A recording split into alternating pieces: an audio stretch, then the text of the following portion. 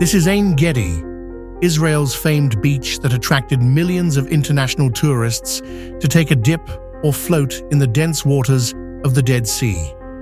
But it is no longer the same now.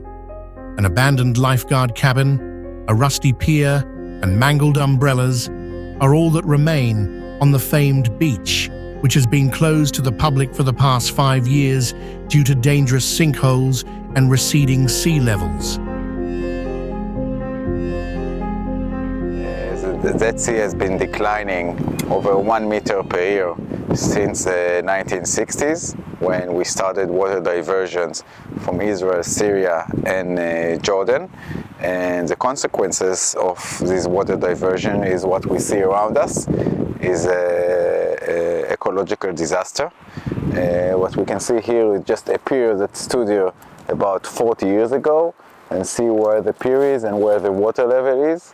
So we are in actually a disaster zone. We are standing.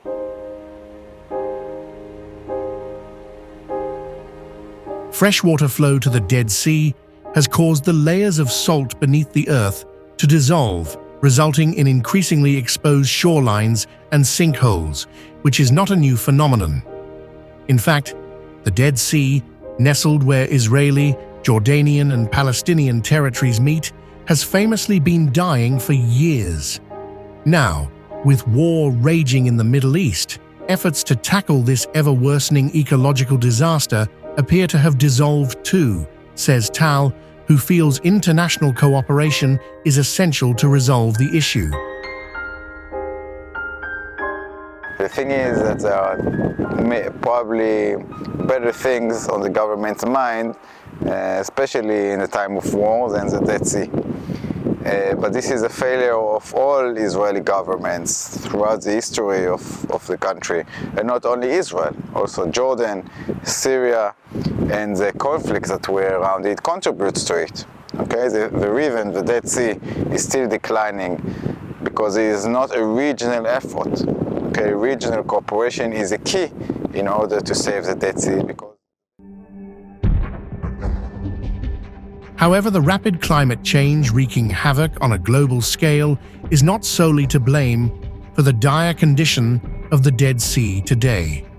The situation is exacerbated by decades of water diversions from the sea's main source, the Jordan River, as well as various tributaries that begin in Lebanon and Syria.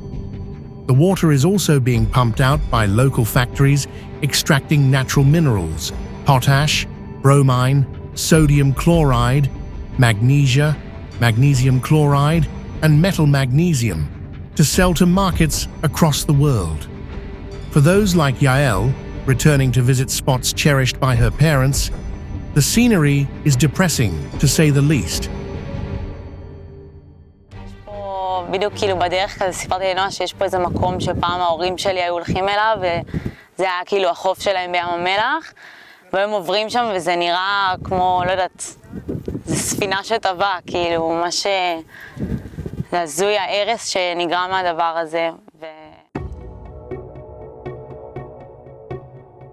There have been some efforts to address the Dead Sea disaster, including past agreements signed by Israel and Jordan. The wars raging in Gaza and beyond have brought regional tensions to an all-time high, meaning tackling cross-border environmental issues is no longer a priority for governments in the region, especially Israel's Environment Ministry. It doesn't make economic or environmental sense to desalinate water and bring them directly to the Dead Sea, because then it's a waste of drinking water, and the region needs desperately more drinking water, more water for agriculture, and that's why we need to combine a desalination plant together with the Dead Sea Canal.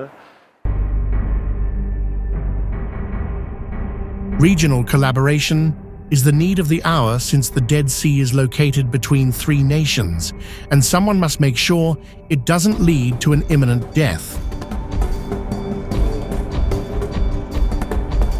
We are focusing on the Israeli side, mainly on the environmental damages in the Israeli side, and we are hoping for collaborations in the issue of the Dead Sea Canal in the future, but this depends on collaboration. We can't do it alone. It must be a joint effort.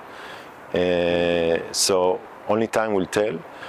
And we won't do anything without an agreement together with the Jordanian side.